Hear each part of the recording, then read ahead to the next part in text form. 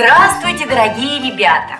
Вы помните, Дон Доныч как-то обещал вам, что когда вы немного подрастете, мы сделаем настоящую электромагнитную механическую игрушку своими руками.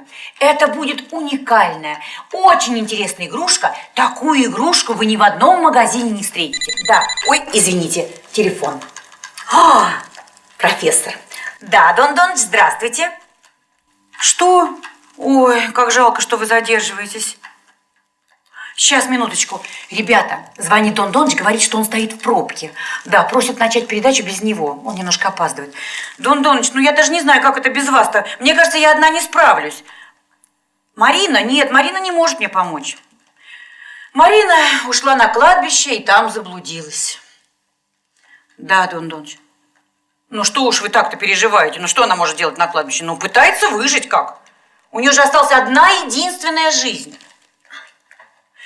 Нет, Миша не может помочь Марине. Нет, Дон Доныч, плохо Миша. Подбили Мишу враги. Да. Да нет, он не лежит, он пытается сесть. Да, Дон Доныч. Ну вот, Дон Доныч положил трубку. Как?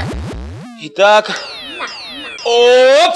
Все, я сел и чипсу съел. Ай, нет, я провалилась в яму на 3-м уровне. Итак. Придется все сначала начинать. Ой, ну как это может нравиться, а? Ну вот мне-то что делать, я прям ума не приложу. Ну прям какие-то ненормальные. Ну ничего, сейчас придет Дон Доныч, он-то уж нормальный, вежливый, аккуратный. Никогда не забудет поздороваться. Где? Куда? Когда? Марья Ивановна! Ну, во-первых, здравствуйте, профессор. Во-вторых, что где, что куда, что когда. Вы в порядке, Дон Доныч? Да, Марья Ивановна, где? Где Миша? Где Марина? Их спасать надо! Дон Доныч, вон Миша, вон Марина. Капли. 5, 6, 7, 8. Значит, мои ассистенты играют на компьютере. 3 сутки сидят. Уже сказал, что началась телепередача. Телепередача? Да. Капли. 5, 6, 7.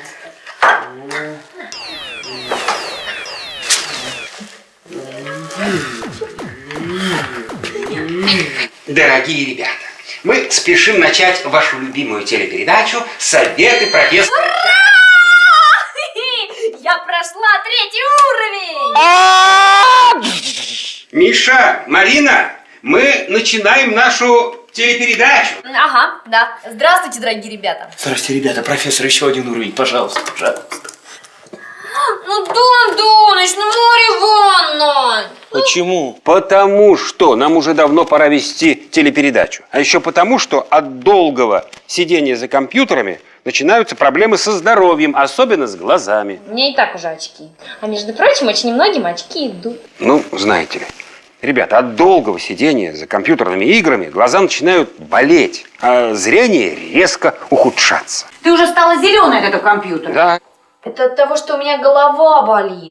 Правильно, конечно, она у вас от компьютера-то и болит. Ну, а если у вас не болит голова, как у меня, то срочно продолжайте идти на следующий уровень. Ой, живот. Вот, Миша, и живот у вас болит от компьютера. Ты даже не заметил, как во время игры ты слопал целую гору чипсов. Ай! Зуб болит, ай! Зуб? И зуб у вас, Марина, болит тоже от компьютера. Ну вы посмотрите, что вы сделали с ручкой. Все время, пока вы играли, вы ее грызли. Пойду-ка я вам за лекарством. Правильно, Марья Ивановна. Подождите секунду. Нельзя в таком виде. Спасибо, Дон Доныч. Дорогие ребята, если вы заметили, что кто-то из ваших друзей чересчур увлекся компьютерными играми, немедленно принимайте меры. Ведите их скорее на улицу. Гоняйте на велосипеде, играйте в футбол, прыгайте через скакалку или да даже просто ходите и дышите свежим воздухом. Ладно, Дон Доныч, давайте делать ваши игрушки. Давайте, Марина. Есть у меня кое-какие идейки вокруг батарейки. Миша, Марина, пройдемте к лабораторному столу. Ой, чипсы.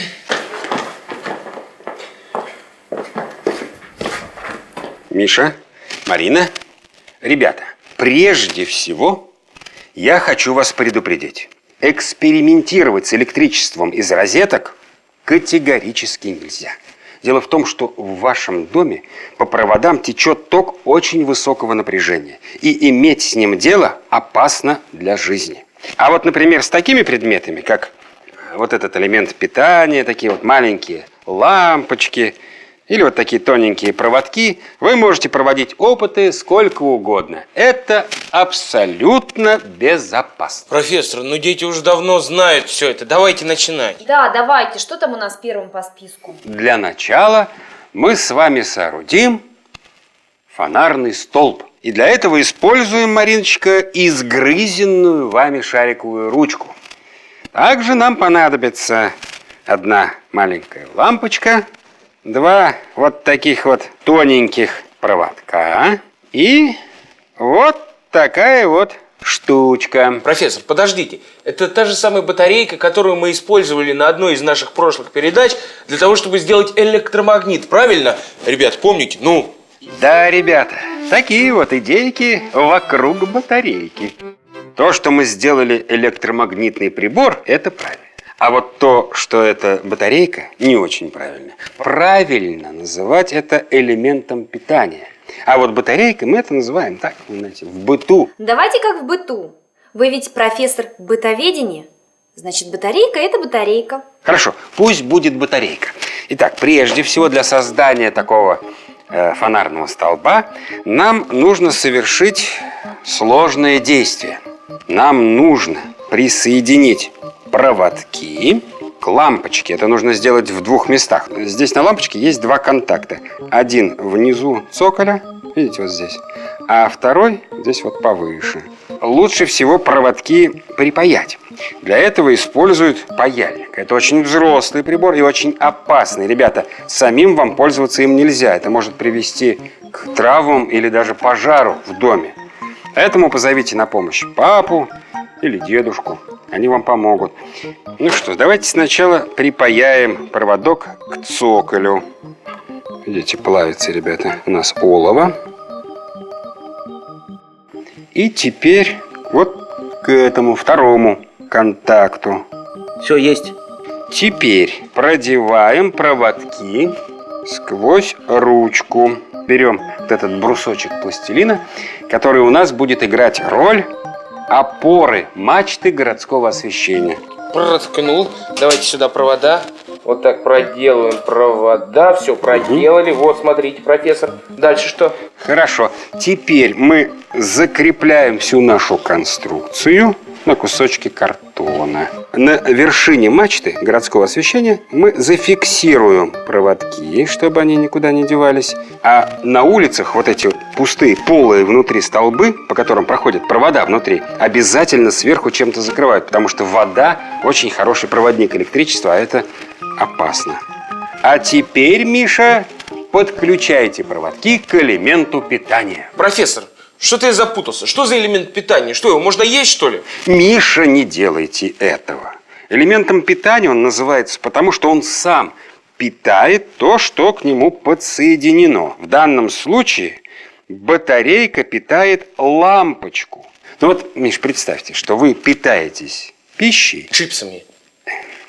Чипсы, конечно, это не лучшая еда, но вы от еды заряжаетесь энергией. И также лампочка заряжается энергией от батарейки. Поэтому она называется элементом питания. А все вместе, ребята, вот и проводки, и лампочка, и элемент питания называется электрической цепью. Потому что все эти предметы связаны воедино, как цепочка. Вот так можно нарисовать на схеме электрическую цепь. Смотрите. Вот эти линии – это провода. Вот это элемент питания или источник питания. Или попросту батарейка. А вот этот кружок с крестиком – это лампочка. Чтобы по проводам пошел ток, цепь должна быть целая, как будто замкнутая в кольцо. Вот, смотрите, ребята, сейчас у нас один проводок подсоединен к элементу питания, а другой нет. А сейчас вот Миша возьмет и подсоединит его, и посмотрим, что получится. Ну, это я могу. Смотрите. О, чего и следовало ожидать. Понравилось вам? Да. А хотите, мы сделаем светофор. Хотим! Да! Давайте сделаем светофор! Там будут потом перекрестки, дороги, будут ездить машины. Марин, что это такое? Что это за песочница? Детский сад какой-то. Улицы, машины, С тобой рядом стоит умный человек. Я, между прочим, читаю книги. Учу английский. Кстати, Миша, а как обстоят у вас дела с английским языком? Профессор, после той передачи про памятки на стикерах все пошло совершенно иначе. Вы помните, ребята, ту передачу? А я знаю еще лучший способ запоминать слова. Играя. Мы сейчас с вами сделаем такую игру, в которой для того, чтобы узнать, правильно ли вы ответили, не придется заглядывать в ответ. А что придется делать? Ничего не придется. Когда мы ответим правильно, загорится лампочка. Подождите, сама? Да, сама. А подождите, как это сама она узнает, когда ей надо загораться? И как она узнает, правильный ответ или нет? Ну, а как компьютер узнает, правильно ли вы ответили или нет? Он же умный, понимаете? Миша, компьютер – это набор глупых железок, а умными их делают собирающие компьютер люди. И вот сейчас мы с вами, умные, в общем-то, люди, сделаем очень умную игру, с помощью которой будем легко запоминать слова. И эта игра будет как компьютер. А как же светофор, Дондоныч? Ну вы же обещали. Я обязательно сдержу свое обещание. А пока, Миша, пожалуйста, подготовьте слова, которые вы еще недостаточно хорошо выучили, и найдите где-нибудь картинки, которые обозначают эти слова. То, что у меня висит на холодильнике. Да. Я иду. Зачем я отправил Мишу к холодильнику? Ребята, мы с Мариной взяли кусок пенокартона и нарисовали на нем улицы. А еще мы установили вот в таком скверике, сделанном из веточек деревьев, наш фонарь и подключили его к элементу питания, к батарейке, Марина. А вот здесь будет мой домик. В нем будет жить кукла. Но для того, чтобы попасть в сквер, нужно перейти дорогу. Ой, я чуть не попала под колеса. Недисциплинированный водитель не уступил пешеходу место на зебре. Такие ребята, к сожалению, встречаются. Будьте осторожны на дорогах. Чтобы таких ситуаций избежать, здесь нужен светофор. У нас готов светофор? Скоро будет совсем готов. Дело в том, ребята, что я уже проделал некоторую предварительную работу. И сейчас познакомлю вас с ее итогами. Я уже припаял 3 проводка к 3 лампочкам. Обратите внимание, ребята, как я это сделал. Я припаивал проводки сбоку, видите? А к цоколю не припаивал. Почему? Объясню чуть позже. Еще я использовал, ребята, футляр старый от зубной щетки. Дрелью я сделал в нем 3 дырочки. Еще обратите внимание вот на эту важную деталь. Это кусочек самой обычной хозяйственной губки, которыми мама или бабушка моют посуду. Я обмотал эту губку фольгой. Фольга – хороший проводник электричества, а губка обладает важным свойством. Она умеет сжиматься и разжиматься. Когда мы вставим наши лампочки вот в эти вот отверстия, то губка будет прижимать фольгу к цоколям лампочек, тем самым замыкая электрическую цепь. На футляре с обратной стороны есть такие небольшие дырочки. Они нам очень пригодятся. Смотрите, я беру проводок и пропускаю его внутрь футляра, так, чтобы проводок касался фольги. Так, теперь мы начинаем вставлять наши лампочки. Аккуратненько. Теперь, ребята, видите, вот эти дырочки, про которые я говорил, они есть и вверху, и внизу. И вот начинаем в эти дырочки вставлять 3 проводка. Вот, чтобы они здесь натянулись. Закрываем футляр.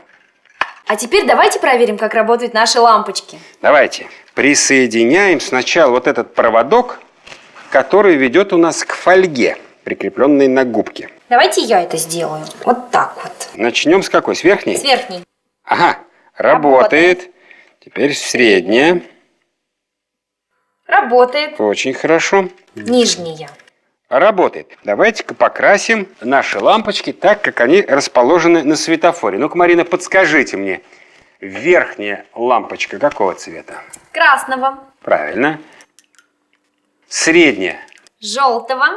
И, наконец, нижняя зеленого. Зеленого цвета. Ну, а теперь давайте попробуем, как будет работать наш светофор. Машина едет по дороге, водитель видит зеленый свет, поворачивает, и тут зажигается желтый. Водитель притормаживает, потому что желтый свет означает внимание. Сейчас будет переключение режима. И загорается красный. Наша куколка может смело переходить дорогу и гулять в скверике. Что ж, я так и буду стоять здесь, переключать этот светофор? Здесь так много проводков, я могу запутаться. Марина, чтобы вы не запутались, мы сейчас с вами сделаем практически автоматический переключатель светофора. Смотрите, для этого нам понадобится дощечка небольшая. Еще нам понадобится вот такой вот проводок, кнопочки. Одна большая, 3 поменьше. И скрепка. Ну что, приступим.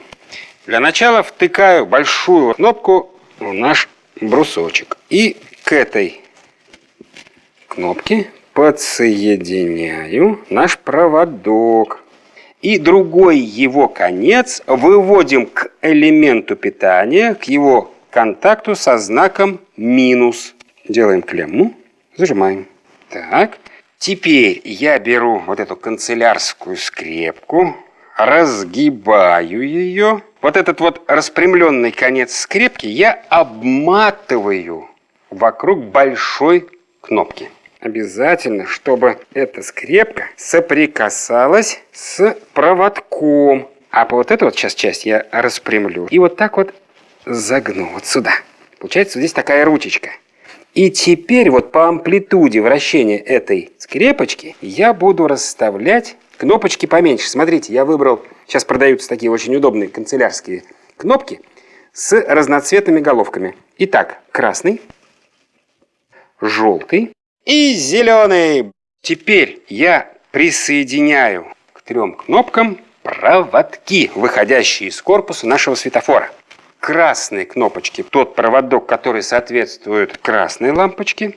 С желтой кнопкой нас соединит проводок, который тянется от желтой лампочки.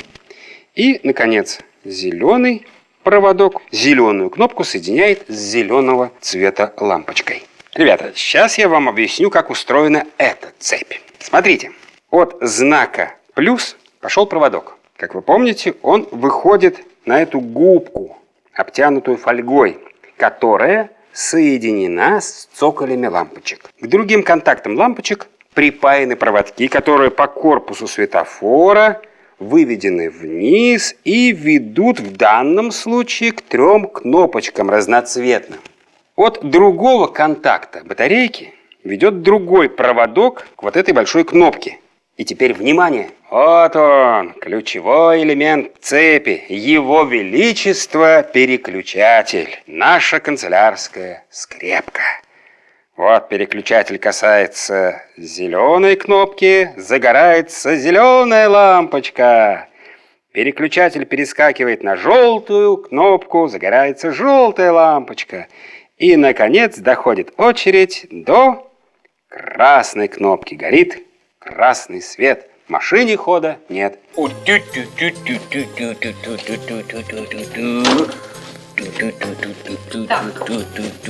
Готово! Молодец! Убирайте все со стола.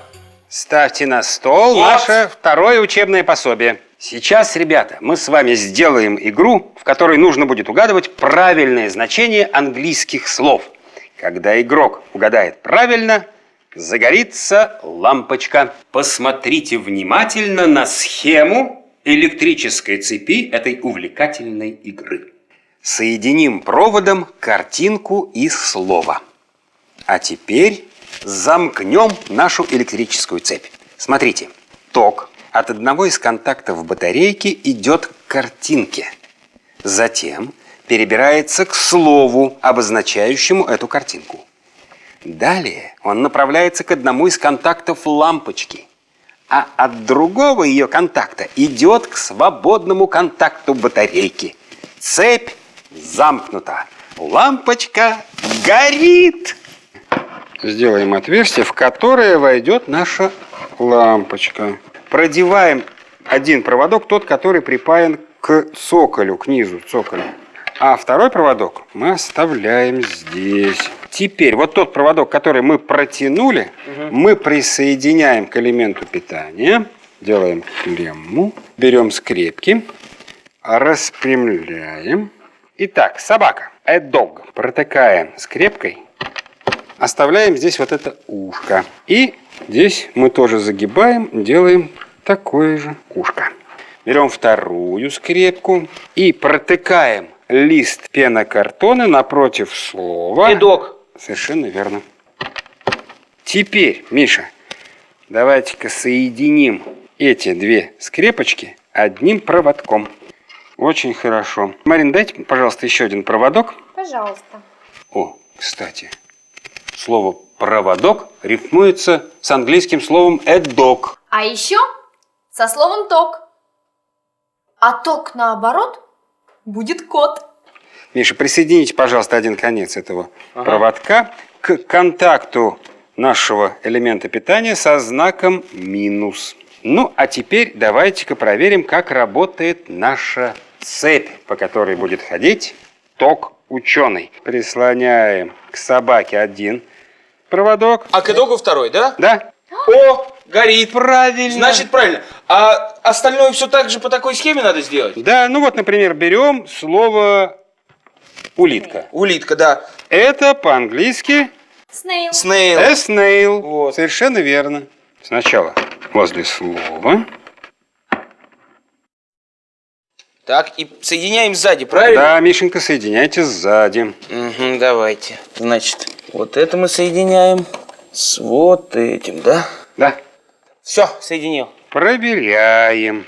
Для этого мы отсоединяем вот этот проводок от собачки и присоединяем его к улитке.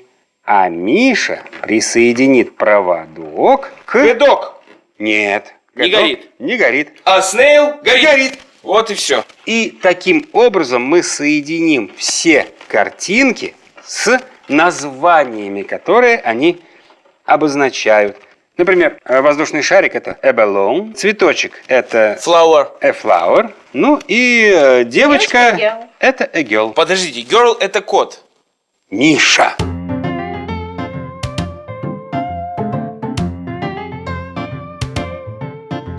Лукоморье дуб, на дубе этом цепь, по ней гуляет кот ученый.